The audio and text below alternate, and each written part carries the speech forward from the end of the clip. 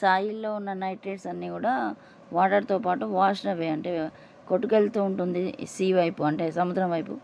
అలాగే leach deep into the earth along the percolate the water, లోపలికి వెళ్ళిపోతుంది, Leach అయిపోయి లోపలికి ఇంకిపోతుంది అనమాట. ఈ విధంగా భూమిలో ఉన్న నైట్రేట్స్ అన్నీ కూడా సముద్రం వైపు కొట్టుపోయి ఆ నీటిలో కలిసి రాళ్ల మధ్యనే లాకప్ అవుతుంది. ఈ ప్రాసెస్ని సెడిమెంటేషన్ అంటారు. ఎప్పుడైతే వెదర్కు ఎక్స్పోజ్ అవుతుందో అప్పుడు నైట్రోజన్ రాక్స్ అన్నీ కూడా రిలీజ్ అవుతాయి. అప్పుడు ఏంటంటే large part of nitrogen is fixed up and stored in the ప్లాంట్స్లోనే కాకుండా మైక్రోబ్లలో, ఎనోమాన్స్లో కూడా ఇలా స్టోర్ అవుతుంది. మోస్ట్ ఆఫ్ ద ప్లాంట్స్ ఏంటంటే నైట్రేట్ను అబ్జర్వ్ చేస్తారు సాయిల్ నుండి. ఈ నైట్రేట్ అల్టిమేట్గా ఏంటంటే ఆర్గానిక్ యాసిడ్స్ లాగా మారిపోతాయి, కాంపౌండ్ లాగా మారిపోతాయి.